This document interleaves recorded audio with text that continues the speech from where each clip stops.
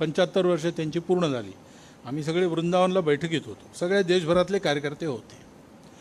आणि शेवटच्या त्या समारोपाच्या अगोदरच्या सत्रात शेषाद्रीजींनी म्हटलं, आज अपने मोरोपंत जी के 75 वर्ष पूरे हुए, इसके लिए उनको शाल, तर शाल पांघरली.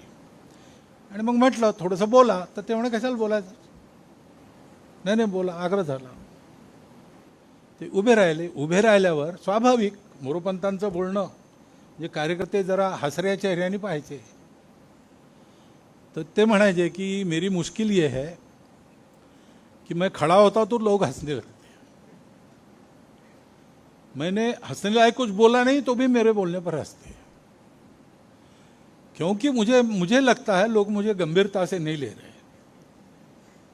मग पुढे ते असं म्हणाले, त्यांचे शब्द आहेत बरं, म्हणून उच्चारतो मी, मैं जब मर जाऊंगा तब भी पहले लोग पत्थर मार के देखेंगे कि सचमुच मर गया.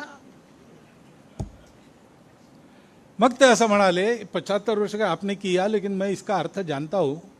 75 वर्ष की शाल जब उड़ी जाती है तब उसका अर्थ ये होता है कि अब आपकी आयु हो गई, अब जरा बाजू हटो, हमको करने दो.